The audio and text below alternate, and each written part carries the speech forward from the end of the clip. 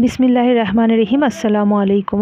আবু হুরাইরা রাদিয়াল্লাহু তাআলা আনহু থেকে বর্ণিত, নবী করিম সাল্লাল্লাহু আলাইহি ওয়াসাল্লাম বলেছেন, সময় নিকটবর্তী হতে থাকবে আর পুণ্যময় কর্ম হ্রাস পেতে থাকবে, মানে কমতে থাকবে। কার্পণ্য ছড়িয়ে দেওয়া হবে, কলহ বিপর্যয়ের বিকাশ ঘটবে এবং হার্জ ব্যাপকতর হবে। সাহাবীগণ জিজ্ঞাসা করলেন, হে আল্লাহর রসূল, হার্জটা কি? নবী সাল্লাল্লাহু আলাইহি ওয়াসাল্লাম বললেন, হত্যা, গণহত্যা। বুখারী শরীফ হাদিস। তো বুঝতেই পারছেন, এটা শেষ জামানার কথা বলা হচ্ছে এবং ফিতনার যুগের কথা বলা হচ্ছে।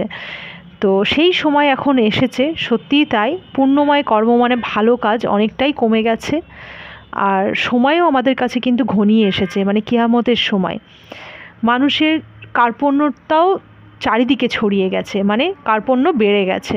কলহ বিপর্যয় মানে প্রত্যেকটা জায়গায় দেখা যায় মানুষের মধ্যে বিবাদ, ঝগড়া ঝাঁটি, কিছু না কিছু নিয়ে কারোর না কারোর সাথে বিবাদ। সেই আত্মীয় হোক বা পাড়া প্রতিবেশী বা সমাজের অন্যান্য মানুষ, কারোর সাথে কারোর সেইভাবে মিলন নেই, মানে আগের মতো সে সম্পর্ক নেই। আর হত্যা তো